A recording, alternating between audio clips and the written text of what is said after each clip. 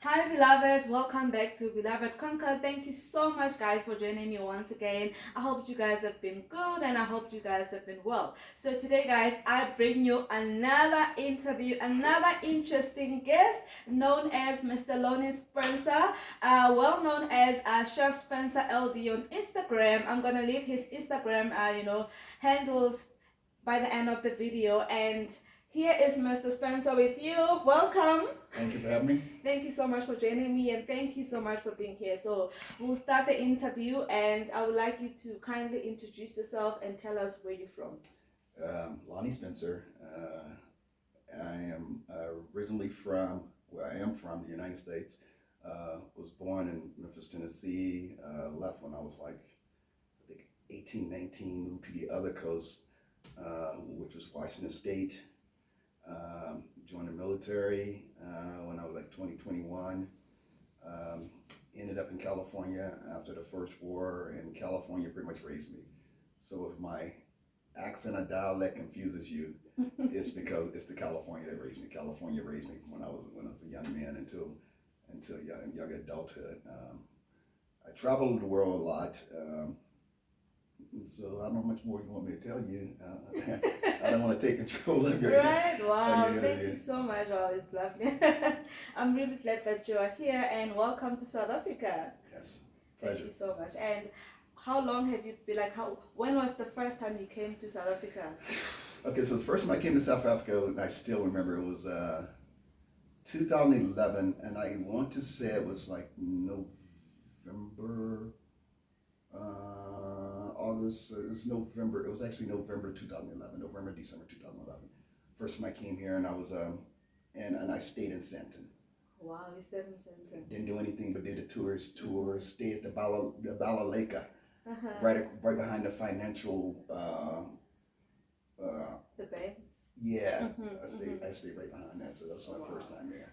And I'm just wondering, like other people out there would wonder, like, what inspired you? Like, what came to your mind when you decided to come here? Were you here on business? Were you here on work? Or like, what inspired you to end up coming here?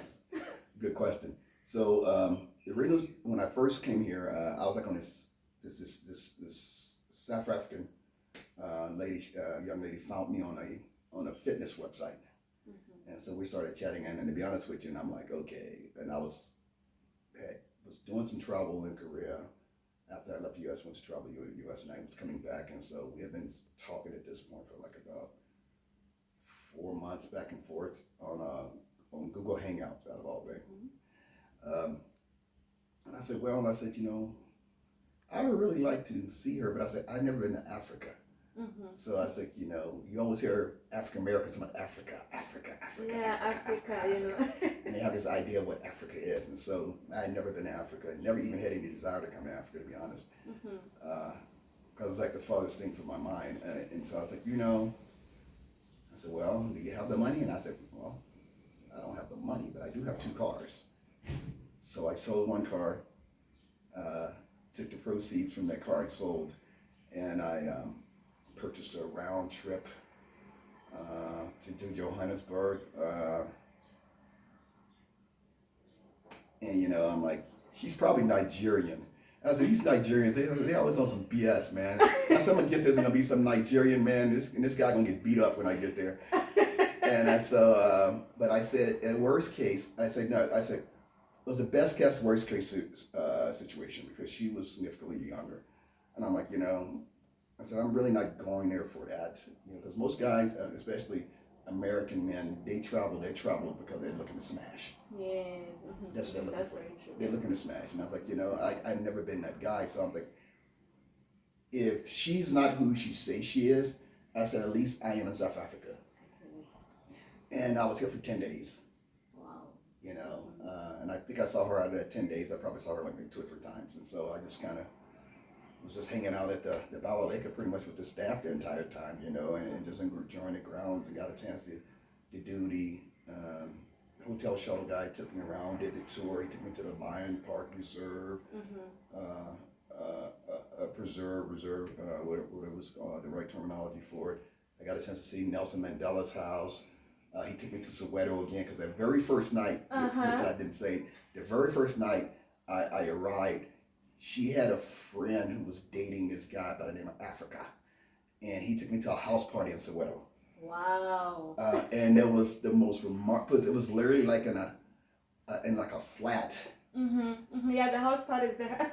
I know in high school they used to do all those, like in a house. Yeah. You know, when the parents are not there, they do the whole house party thing. But it was crazy because it was set up like a nightclub. Oh. So the guy was sitting at the door. He was taking money. He was putting tags on your wrist. They had bottle girls inside. What? They had cleaned out the entire room. Then they had you go outside to the patio balcony, and they had risers, and they had a DJ there.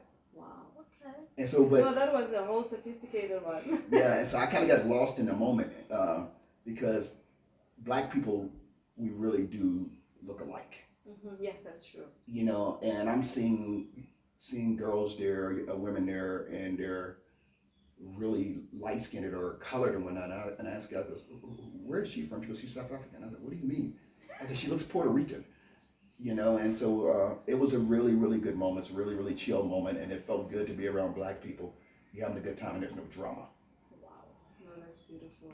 There's no drama. And then the first thing I noticed that you guys had lesbians here. Yeah. Yeah, because I looked at the girl, and the girl I was looking at, she was a lesbian with another one, and I'm like, so the baddest chick here is a lesbian.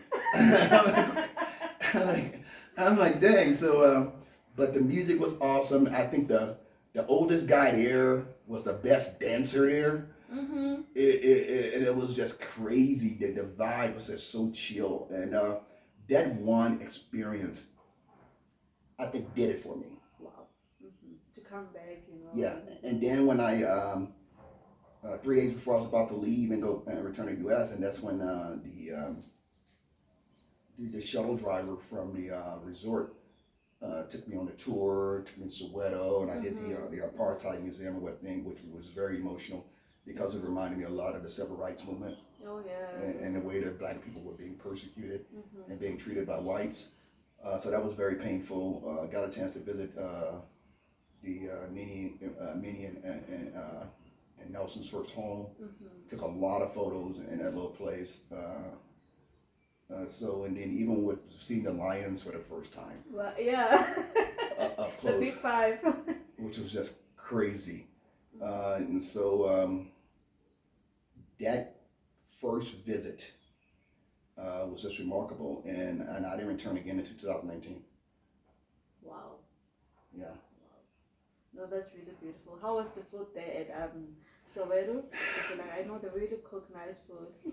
How was the food experience? It reminded me of soul food in the U.S. because a lot of soul food is actually, a lot of recipes came from West Africa. You know, they came off the coast, you know, and so that's that influence. And so, like, tripe reminds me of chitlings. I don't know the chitlings, I don't know the difference between the two. Then you had, I think it's called Simp Pop. One of them. Yeah, Simp and Pop. So one reminds me of grits. Oh, Pop, yes. This reminds me of grits. Yeah, and I kept on telling people, this reminds me of grits. Because, oh, so. I said, no, this reminds me of grits, man. I said, we eat grits for breakfast. We put milk in it. We put sugar in it. We put salt and pepper in it. We put eggs in it. It can be for dinner. It can be for breakfast. It can be for anything. So we always look at it as a cereal. And then I had oxtails. And I think I had goat. It was just like, it was a whole different experience. And the guy Africa goes, oh, this right here is really like South African food. Man, to me, it's a soul food, bro. Because like it's just that the thing is that we think that Americans live a different life, but when we get to be together, we realize that we actually have the same experience. Yeah, same we drama. eat the same food, we look the same, just the accent. I know a lot of people might have told you that you have an accent. Yeah, you guys have an accent. I don't have an accent. We feel like you do. Yeah. But here's the difference, and you know, that's a good point, but here's the difference. South Africans have so many different cultures, African cultures, and I'm not talking about the white people. Yeah. And the Indians, which is where probably how many Indians are here, but South Africans are very, very kind people. They're very gentle people. You're always going to have your outliers, your roughnecks, and want to be gangsters and want to be hoods and whatnot. But it's like, they're just so nice. And I'll say this to the men. If you can get past the women here, Because they have some shady women here, especially the Corsals. Corsals is shady, bro. Cosa. That's a shady, bro. There, any girl you find in Pretoria, beware. Buyer, beware. She's out there for the come up. That's all I'm gonna tell you. So be careful. So be careful what you like for. You can get a lot of that, bro. You don't. Yeah. Anyway, I'm going off on a tangent. But don't come for him yet. I know they will come for you in the comment section. Whatever. Hey, I don't make the news, man. I just report it. I report what I'm seeing and I report what I've been told. And the Uber drivers are my best friends, so they give me first-hand information. Okay. I know. I saw this other post yesterday on Facebook where a man is like an American woman and a black man were getting married, right? Mm-hmm. So the other man from Botswana commented and said, "Please get me a South African woman, Kosa." And a lot of people like in the comment section were like, "You looking for a death sentence? What? Oh, Somebody please warn him." I feel like it differs. Women in general, in different cultures, but I know some of them are known for being, hey, a problem. Yeah, they're very Miami-ish, Atlanta, New York City. Yeah. The whole experience, right? You gotta say, yo. Yeah. Mm-hmm. Wow. So how has it been? Like, are you married? Are you in a relationship? Are you looking for someone? Divorced. I've been divorced now for about, 23 years. I am in a relationship. But yeah, I'll just leave it at that. Yeah, I'm in a relationship. Yeah. Mm-hmm. Do you have any kids from your previous marriage? I have 4 boys. Wow. Believe it or not, you never asked me my age. I'm actually 58. Yeah, because a lot of people don't like talking about that age. Nah, I don't care. Because I step on you youngsters. I'm a beast.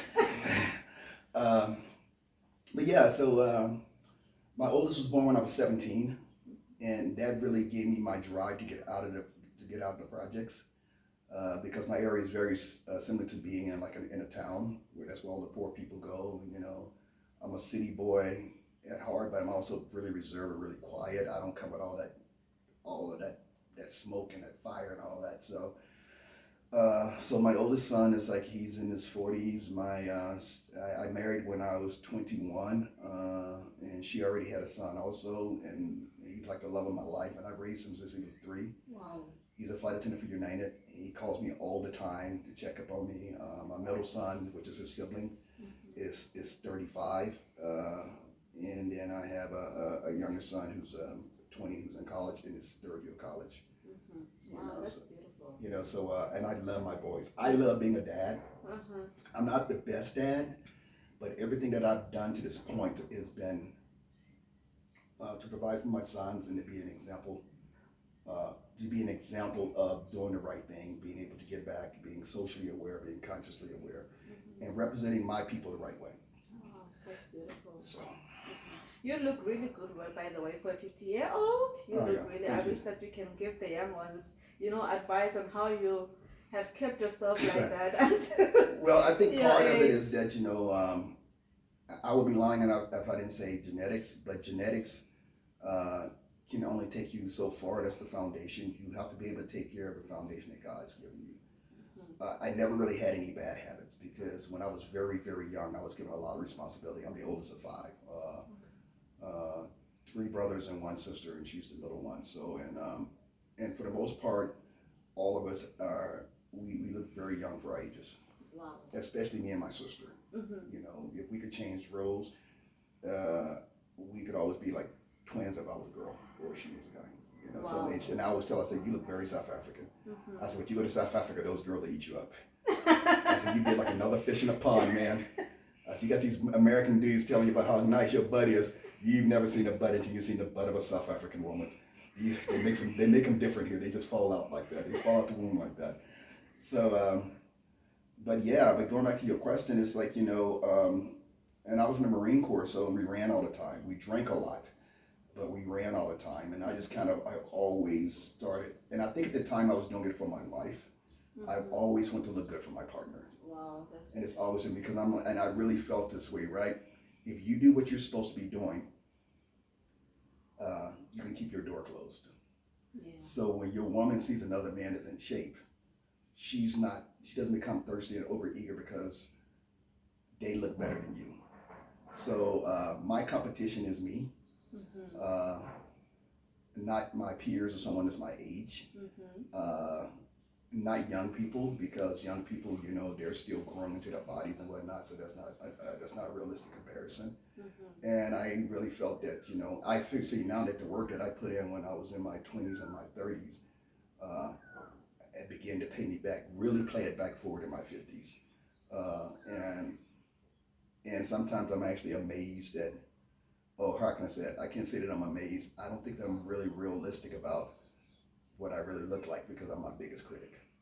Oh, yeah, we can say it, but you can say it. Yeah, I'm really vain when it comes to me. I'm always I'm doing this, looking at this, pinching here, pinching there, looking at my eye. Oh, I got bags under my eyes, and I realize that you're closer to 60 than you are 50. Wow. So you should have bags in your eyes. You should have lines. You should have the wear and tear on your body. But for me, it's like, it's one of those people. I'm one of those people. If I said it was if I had a big flaw, the flaw is that I am never really happy. Yeah. I'm always looking for something to criticize yourself, or it's something to keep me hungry. I'm always looking for a character chase, and that's just me in life. Wow, that's beautiful. Like, I think it's a very beautiful spirit. You're always eager for change, eager for something. Yeah. But that can also be a crutch. Yeah. Because God gives you something, and at some point, you got to sit down and you have to enjoy your blessings. That's very true. Yeah. Because it could, I think from a spiritual perspective, I'm not an overly spiritual person. I'm a praying person, and I talk to God every day. I think that, if you get to a point where you're never happy and you can't see your blessings, God's going to start taking those blessings away from you. Yeah. Because He gives you what you need, and you keep on chasing what you want. And that's why you see a lot of single people out here. I'm going to take that home. Yeah, He gives you what you need, and you keep going back to what you want. Yeah. And at some point He goes, oh, hey, I got you. I got you, sis. I got you, bro. So I gave you what you needed, regardless of what it is. I don't believe God gives blessings in cars. No. I don't believe God blesses you with materialistic things. I think God gives you what you need to do to carry out His purpose. Yeah. Like, seek first His kingdom, and everything else will be given to you. Yeah.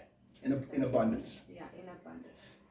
And so, and having said that, that kind of keeps me grounded. Now, you got to be careful because I have a tendency to do all frame when I'm talking. I go off on a tangent, so you got to control the conversation and bring me back up. Yeah, so I hope that answers your question. That's beautiful. No, the fact that you mentioned, the Most High God and everything, it really shows why you've managed to have a blended family, because most blended families leave a lot of people traumatized. Like, for me, I'm from a blended family, and it left me traumatized. But I'm glad that you really love your stepson, and he's your son. Yes. Let's leave the whole step thing. You love your son from and he has a relationship with his dad, the whole 9 yards, and I'm gonna touch on that right quick. So the crazy thing about that is when you step into a family where a person already has a child, there tends to be a lot of back and forth of drama between the parents. Yeah. And I let it be known right before. I'm like, I am not trying to be his dad. He has a dad. But however, I will be his father as long as he's in my household and I'm providing for him. Yes. His dad wants to see him, he can see him. I have no problem with that. I said, it's going to get to a point in time where he's going to be old enough where he's going to see things through his own lens. Yeah. And, and me and his dad had some conversations, because he would just call and he would just like talk to his mom and get his mom upset, because they knew each other from here in high school and whatnot. And he would bypass me and go right to the phone and have a conversation with Eric, which is my stepson. And I got on the phone and hey, bro, I said, this is the way it's going to go down. Don't ever call my house again and bypass me. Wow. I said, because the carnage you leave behind, I have to fix.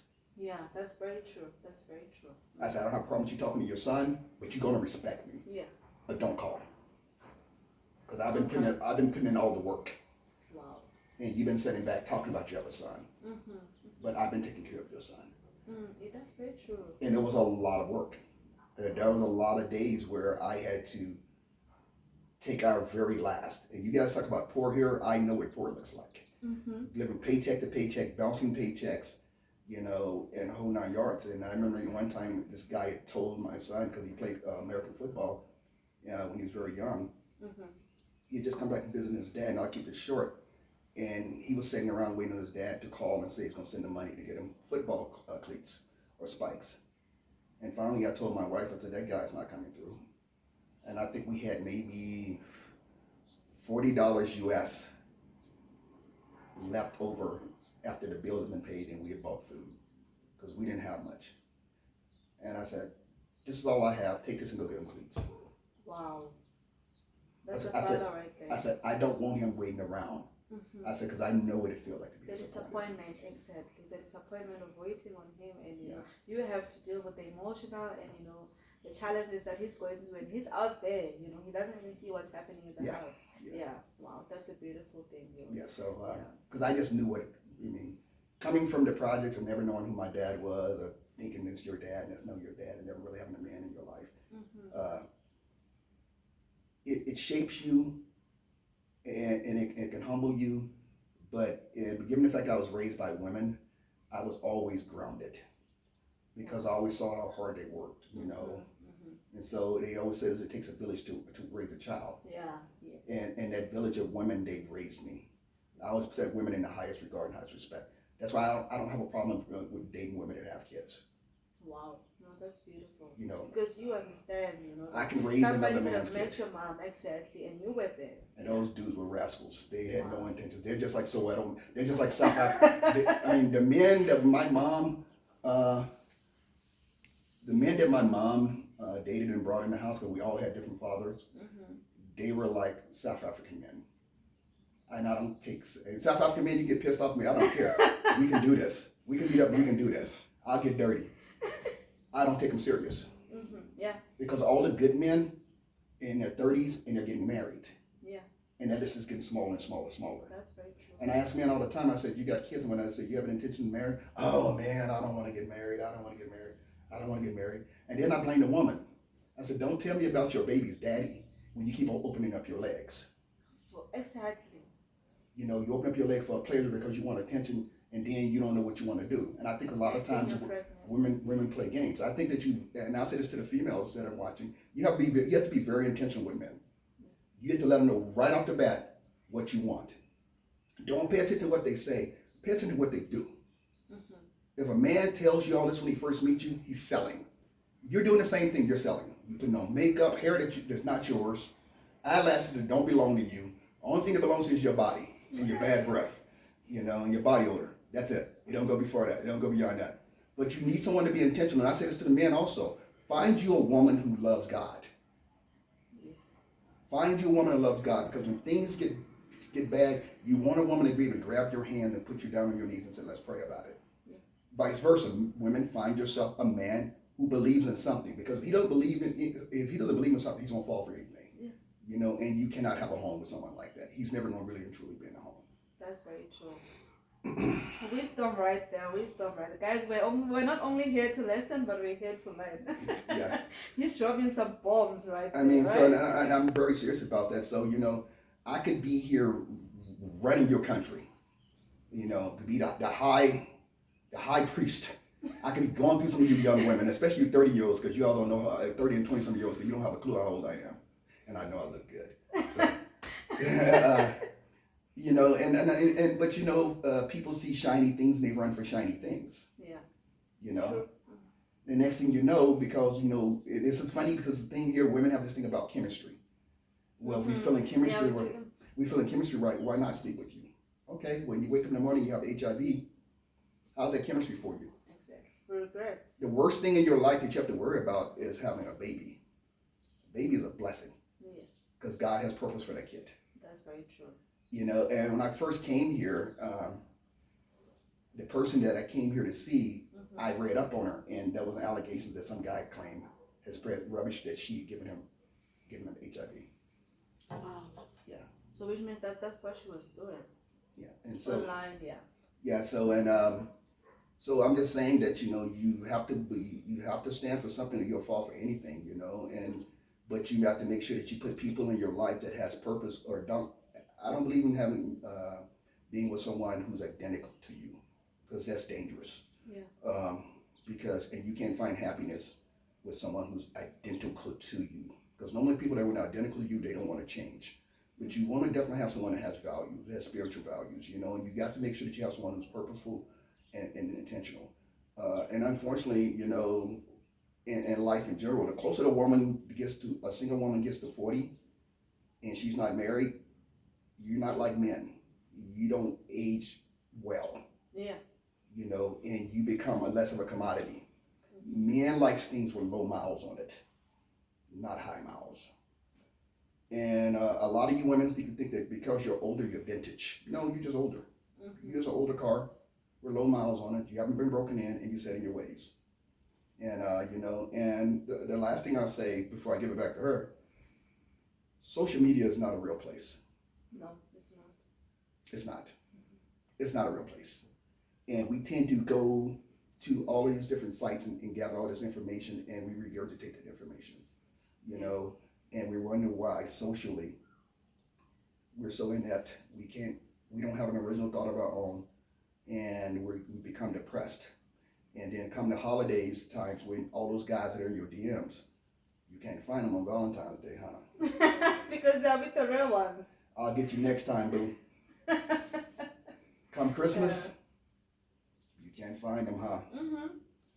And on New Year's, he's probably calling you about like 2 or 3 o'clock in the morning, looking to jump off. Can I come over and can I hang out? You know, and it's just a fact of life. Yeah, you forgot that there's this other one in South Africa in September. There's this long weekend, right? Okay. So this man would have the real woman that they're dating back at home, and they'll be having these city girls. So when they go home in September, they get married. You know, there's this one incident where a man, his girlfriend in the city bought him a car, like he used his credit to buy the man a car. So the man went home knowing that he was getting married. He gifted his wife that car. So there's this thing in September for the long weekend where men go home and get married. And you know, we wear this African attire. So you think that no, he's just wearing traditional because it's a heritage. No, nigga was getting married. Hey, don't hate the player, hate the game. Yeah. I would never do it. You know, I don't like people that you guys are polygamy culture too, and so it kind of like it justifies and off ramps everything. But it goes back to what I was saying. You know, women are responsible for the men that they created. I mean, you let a man show up with his pants sagging. You let a man show up, and if a man meets you, you know, out and having drinks and all this other stuff, and you guys want to have coffee, you know, what's the value in that? You know, you should want to be courted. And if you tell a man that, oh, we'll see where it goes, he goes, I know where I want it to go. I want you on your back, head face first in the pillow. You know, and so I said, because you know, why would I even take you serious? I can't take you any serious than you take yourself. You know, and all these long-term relationships, and then one of the most frustrating things for me is that I know we're talking about relationships a lot, you know, is like, you know, why invest all this time with someone if they have no intentions on wasting your time? Yeah. Why? Exactly. Next thing, people have kids after kids, and the next thing, the guy lives. Yeah. Yeah. Hey, sorry, brother cameraman. I don't mean to be dumping on you, South African man. I'm sorry. I'm sorry. I need to apologize to you. I'm not trying to be disrespectful, but I don't tell it how you want it. I just tell it how I see it. So, but yeah, anyway. Well, I know that you have a passion for cooking. I just want to know, did you go to school for it, or it's just what you love doing? So, remember I was saying when I was raised by a village. And so, my mom's father, ex-wife, pretty much raised her, so to speak. So she was raised by 2 moms, her maternal mom and she was raised by paternal mom, and she was raised by her stepmom. Oh, stepmom, okay. So her stepmom used to see that, I was always at home by myself, and I was always cooking for my siblings. Since I was 8. Oh, you were the first, yeah. Yeah, and so my mom was nowhere to be found. So she started coming and get me for the holidays, and I would be, me being the firstborn, I was everybody's baby. And so she would sit me down in the kitchen, and I would watch her cook. Mm. during the holidays, Mhm. and she would always be cooking from scratch. And so, and I just kind of took those memories with me, and so I used to always go and get cookbooks that I would find, in our apartment, because my mom wasn't here, and I would try to make recipes, but we were so dirt poor, we didn't have like half the ingredients. Oh, I know that feeling. Yeah. Yeah, When you wanna so create something, but you. and I was illiterate because I missed a lot of days out of school because I was at home taking care of the siblings. But to fast forward, I've been cooking for so long, and everything I knew how to make was soul food. And then I watched a movie, a Pixar movie called Ratatouille, and it was about this rat who had this love and inspiration to cook. Mhm. And he talked about his passion to cook.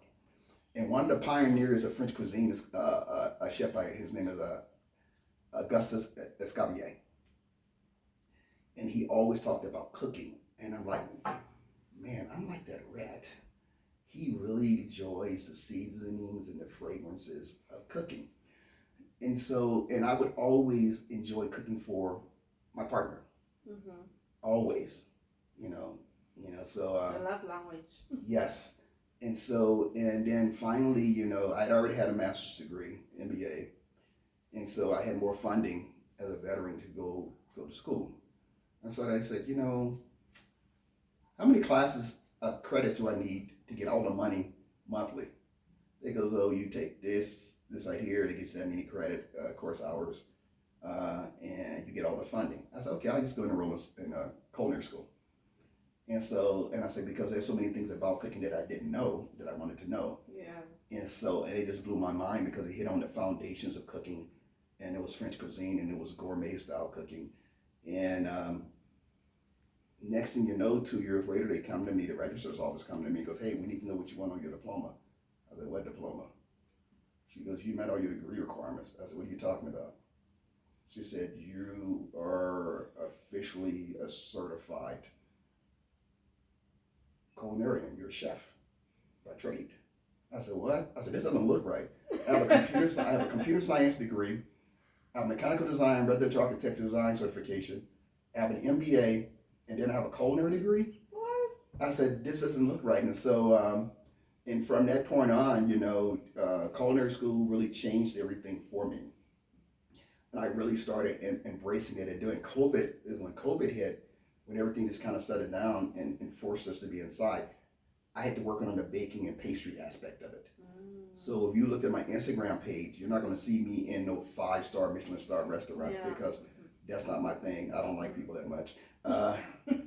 You'll see a lot of desserts, and that's when I perfected my baking and pastry techniques. Yeah. Because I didn't know how to make cookies. I did not know how to make cakes from scratch. I know how to make stuff like custards and pies and stuff like that. Southern cuisine, like traditional Southern cuisine and stuff like that. I started perfecting oxtails, and so I'm a real stickler when it comes to making oxtails. Uh, and I can hit an oxtail. Oh, this is a good oxtail. Oh, this is juice right now. I got to the point now where I can taste spices, and then I started traveling a lot. I went to India a couple of times, and I started getting more familiar with the spices from India, because a lot of spices that we use, for those you don't know, that came from the spice trade. Where they would go back and forth. They would trade silk, and they would trade all this other stuff as a barter system, and they got a lot of spices that came from India. Oh yes. And so, like, a lot of times you guys use cumin, stuff like that. Yeah. Yes. Cumin is very prevalent in East Asian cuisine. And coriander, and cardamom and things of that nature. So, paprika, and turmeric and thyme. Yeah. Yeah. And so a lot of things are indigenous to that region. So and I just took it from there, and I'm like, to finish it off. And so that's where that inspiration came from, and one of the things that I really want to do, being in this country, I'm like, when you live in the country, you have to bring something with you to the country. Yeah, that's very true. And everyone always thinks it's financially. I really want to open up a restaurant. I want to be a very small restaurant. I want to be in a small town or a village. I want to be able, I want to be like the Pied Piper, who plays the flute, and all the rats and the kids follow him. I want people to smell the bread cooking, or the coffee roasting, or the savory cuisine come to my house, and just bring them to them. Because if you're living in a place like Pretoria, you got to pay to play. I'm not looking to make money. I want to be able to give back. Wow. You know, I want to be for the older women, you know, I call them moms, aunties, The aunties, that yeah. come there like the day after and goes, hey, ma, hey, auntie, here you go. Here's, I saved this bread for you. Wow. You know, and the kids when they get out of school, Mm-hmm. hey, you guys come out here after school and I have cookies for you, or a Wow. cookie for you. That's beautiful. And I want everything to be authentic and prepared from scratch, you know, and I want to be the pioneer for that. But I really want to take kids in that look like me, young men, mostly, and I want to give them a skill. Because one thing when you come to these big cities, everybody needs someone who can cook. Yeah, that's Most poor people end up in the service industry. That's very true. That's very true. I think we can cook up something because I would love. I have these people at the park that I love to cook. Make meals for. They stay there, they sleep there. So I like to prepare meals. Like if you go to my house, I have all these takeaway containers where I prepare meals in a big pot. I cook for them, and I take there. So it's a beautiful thing, and they can even notice. They'll tell you, where have you been?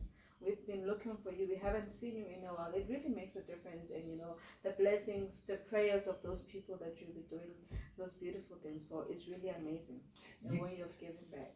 You said something that was key. And I remember watching the Food Network, and they had this guy, he was from the West Indies. And I think he won a cooking show. It was like Chopped or something like that. And they always commented him on his flavors, the boldness of his flavors. That's the thing about African food, the boldness and the richness of its flavors. So you watch people like Bobby Flay, they always talk about their flavors because it's really bold and it's really rich and they use a lot of seasonings. And when they ask him a question about food, he goes, to me, he says cooking is like making love. Wow. It's like having passion, passionate sex. And that passion that he spoke with, it hit me. And I realized that's one of your love languages. Yeah. That's how you get back. Yeah, that's true. When you stress and you cook. I said, when you left alone, you can get in there, you can get in your mind, and you can start playing around with flavors. Because a lot of times when I cook, you can do it on the savory side. You can play around with flavors and seasonings and ingredients on the savory side. When you get to the baking and pastry side, you can't because it's science and it's chemistry. Altitude affects everything. Going from degree Celsius to Fahrenheit, trying to figure out that there, and making sure you can take a recipe and goes, well, I followed that entire recipe that they posted, and why isn't mine coming out right? Because there's something that they did that they didn't tell you. And a lot of times with people, they would take pictures, food art, they would post it and they give you a recipe. That's not their recipe. Oh, wow. That's a lie. They just copied. Yeah, they did something else and they posted it to look like that's it is. Because I've done it a lot, but you need to understand on the baking and pastry side, you need to understand science, the science of it, and that's what time and failure. Be prepared to make a lot of mistakes. Yeah, that's very true because that's how you learn. Yeah, to make a lot of mistakes, and it's repetition. Repetition is preparation. And preparation, like such as life. Life is a recipe. That's a lot of ingredients. You learn as you go. You learn if you put more effort. Yes. Practicing and all that. That's how you learn along the way. A lot of your life is part of life is like baking. It is what it is. It's a science. You have to be really disciplined. A lot of your parts of your life is like the savory part, where you can make a mistake, but you can mask that mistake by adding other ingredients and fixing it. Yeah. And no one knows that you made a mistake, but you. But exactly. Yes, yeah. Because you can be all nervous and somebody be like, this is really nice, but that's not how you wanted it to go. That's not how it's supposed to come out. Yeah, that's not how you wanted it to go. Okay. So what's your go-to meal? Like, when you say I'm in the kitchen today, what am I preparing? What's your favorite? Yeah, it depends on what's in the kitchen. Because I can take some leftovers, man, and I can put together a feast like it's the Lord's Supper. So it depends. I'm not a big red meat eater, and I think the people play around with red meats and steaks like that. You cheat in the game because the only thing you can really do with them is grill them and season them and stuff like that and make sure the temperature's right. I like to play around with poetry. I like to play around with fish. Stew meat, as you guys would call it, like oxtails and stuff like that, because you can do so much with it with the flavor profile. Yeah. You can do so much with it, like with oxtails, right? I can take an oxtail, right, the way that you eat it, and I can take that oxtail and I can turn that oxtail into a gourmet meal. Because what I can do, I can take that tail and I can we call it deconstruct it, which is pulling the meat, that tender meat out of that tail, discarding that bone, take and make some polenta, which is close to what's it, pop? What's the one that look like corn? Yeah, pop. Pop? It's pop. Yeah. Pop. Take polenta or something like that, and put some mozzarella cheese or Parmesan cheese on there, and then and plate that and put that on top of that. Then at the same time, I roast some beets and put some Parmesan cheese on it, and mozzarella cheese on it, and put it on that plate. And now I just giving you a gourmet meal, especially if I take and flip it and get like a small oxtail, not an oxtail, but a lobster tail, and roast it and put garlic butter on there.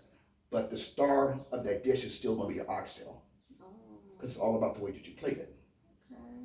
So I just took that one recipe, which is probably total servings could probably be like about 4 or 5 people, maybe 6 people, depending on how many lobster tails I made. Because grits and stuff like that, you can do that in abundance. Oxtails come in packs. So so the most expensive part of those ingredients is going to be those lobster tails. But I can sell you that plate for about, in your currency, probably like 400 rand. If I really want to go high end, because I threw that lobster tail on there, I get you with 600 rand.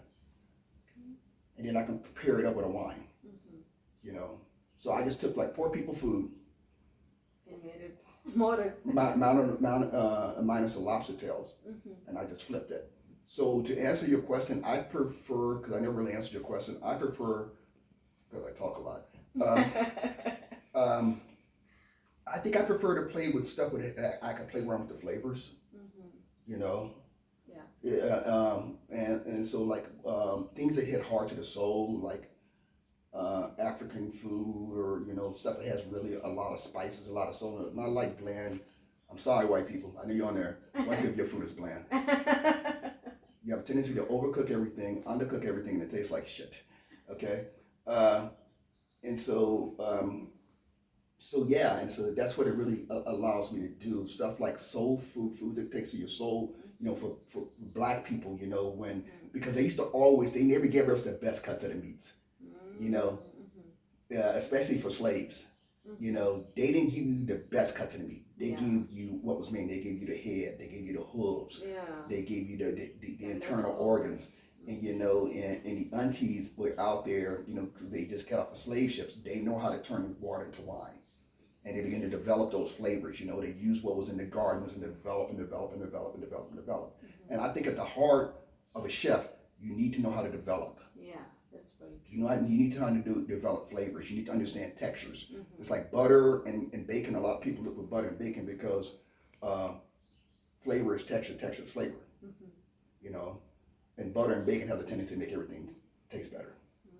But I don't like giving it to my people, because we are given the perfect foundation, especially coming from this country. And that's why a lot of South Africans have beautiful skin. They don't have a lot of ailments. They don't have to be on a lot of medication. Because they don't have a lot of food with hormones in it. They don't have a lot of food that's over in the season. You guys eat a lot of fruits, you eat a lot of vegetables. And so your teeth is healthy, your skin is healthy. Your hair would be healthy, women, if you stop over braiding it. And covering it up with wigs. As I'm just saying. I know I offer them, but anyway. So that's pretty much it. So like every time I think about cooking, someone asks me, "What do you like to cook?" It means like those oxtails.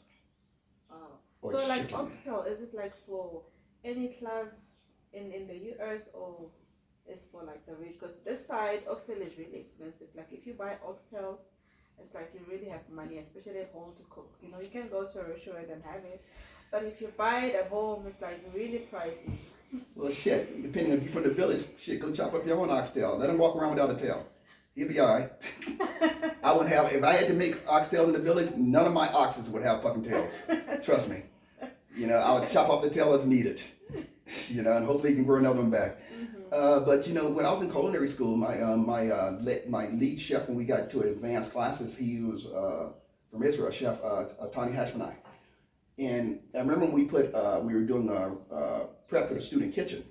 and because we had a restaurant and we served it open up to everybody. And one of the dishes I spoke of was the oxtails and lobster tail. No, it was prawns. Had the whole head on it. And I looked at him, I was like, Chef, funny how times change where poor people food is now turned into a freaking gourmet meal. Yeah. As this is shit that white people didn't want. Now you got this one white dude, he didn't went somewhere into an African country and banged a sister, stole their recipes just like they did with Nando's, and they stole the ingredients from freaking Mozambique, you know, and flipped it. Yeah, that's where the recipes from Nando's came from. The peri stuff, yeah, that's from Mozambique. And I know Mozambicans are really good at yeah, that's where they stole it from. Ingredients and everything. And they're not shy about telling you in their story where the ingredients come from. Wow. Yeah, you know. I thought it was Indian or something. No, that's where it comes from, Mozambique. Oh, wow. But yeah, so we talked about that, and I said, you know, now what you begin to see is like chicken and waffles. Black people have been cooking freaking chicken and waffles forever. And now even KFC has, yeah, you know, chicken and waffles. A lot of stuff that we're gravitating to, we should be making in our own homes because they're our recipes. We keep getting hijacked, and black people are helping white people hijack because they give them little kickbacks. Yeah. You know, it's like they're saying this. So with stuff like that, it's like it all comes from the hog. You know, it comes from the hog, it comes from the cow and whatnot. Like someone told me, "Oh, you ever ate a goat head or something like that?" No. Why would I when I have the rest of the goat to taste? No. He's gonna have to. I actually love it. Yeah. You know, it's like I met a young lady in 2021. She goes, "Oh, I love worms." Like, you like what? You can taste them; they're delicious. I'm like, no. I said, like them either. Trust me.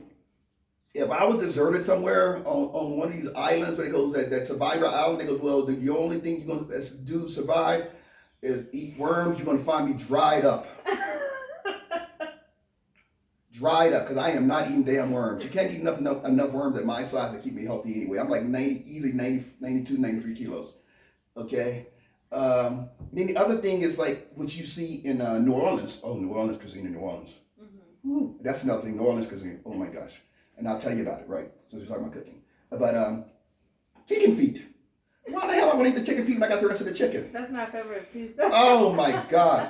And you guys You guys don't even take the damn claws off the chicken feet. No, we do. So my ex-wife was from New Orleans originally. Creole cooking. Oh. And her grandmother taught them Creole cooking. How to cook Creole cuisine. And you have Creole cuisine, you have Cajun cuisine. Even though they're both in Louisiana, they're different.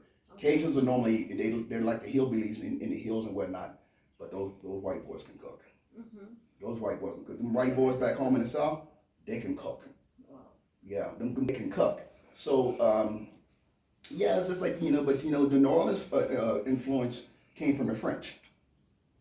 So they had that French influence, and they had the West African, the slave influence, and they just blended the two. And, but your original question was, about the oxtails. I was like, yeah, because they stole the recipes like they do with everything else. And they put up a price on it, and black people run their dumb behinds out there, and they're willing to pay for it. Yeah. Like, because it's really pricey. Yeah. It's really pricey. They come at my house, talking about, oh, we going out to eat oxtails. You better get your behind in there in the kitchen. I said, how far we can do with these oxtails? I make them or you make them? No, we ain't doing that. It'd have to be a special event, a special occasion.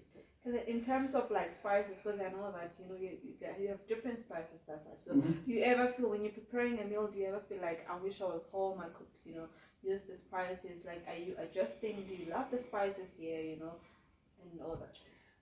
Well, spices are spices. I mean, so the thing about it is the only thing I struggle with here is the terminology. Oh, the terminology. That's it. Yeah. Because you guys have something called a barbecue spice. What the hell is a barbecue spice? The only thing that makes sense to me is meat tenderizer. I know what meat tenderizer is, or you have like steak and chop seasoning. Steak and chops, yeah. But all the other things like garlic, I love cooking with garlic. You have garlic powder, garlic salt, you have coarse salt, you have herbs. And so you guys say herbs. We always say herbs. Oh, herbs. Yeah, but herbs. So everyone else in the world, they call it herbs. So, So parsley, thyme, oregano, basil. I like cooking with smoked paprika and things of that nature. And then you have garam masala. You can make your own garam masala from scratch. You have your curries and whatnot, and so the spices are pretty much the same. You just need to know what you're going to do with those ingredients. Yeah, that's true. So, as long as you know, yeah. Yeah, so if you're going to make something, you have to make sure that you prepare yourself in advance, and make sure you have all the ingredients. So I ran into a situation a couple of days ago where I was going to do chicken, and I wasn't for sure what I was going to do with the chicken. I said I was going to make curry chicken. And then on the fly, I said, I don't want to make curry chicken because I really don't like curry. And I turned it into butter chicken. Okay. But the recipe called for yogurt. I didn't have yogurt. Ooh. And it called for heavy cream. I had like maybe a little bit of heavy cream left. So, okay, let me make this work. And so I put all the spices. I didn't have garam masala also, but I understood spices and I understood flavors. So I took a little white vinegar and I put it in there with the cream that I had left. And that was the marinade. And I prepped everything else. But I knew that butter is a derivative of heavy cream. Yes. Because you overrip butter or overrip heavy cream, it's going to turn into butter. Yeah, that's very true. And that's what I did. Wow. And you didn't really know you were in the kitchen. But I didn't have tomato puree either. So I usually got what you call tomato paste, sauce. Oh, ketchup. Tomato sauce, yeah. Ketchup, yeah. Because the recipe also requires sugar. Where ketchup has sugar. Sugar in it, yeah. So I used that as a substitute. Wow. And it turned out perfect. Now, when I say it turns out perfect, because I'm my biggest critic, it turned out perfect. It turned out perfect. Wow, that's really amazing. We really have a lot to talk about. I really wish we can do a part 2 one day. Time is not on our side, but I really, really enjoyed the conversation. I told you I can talk, man. Getting to know you. I told you. It's been really amazing, and you have, a lot of wisdom, that you can share with the young ones. Young chefs, please go to his Instagram, subscribe, follow him, and then one day, you'll see all the interesting plans that he has.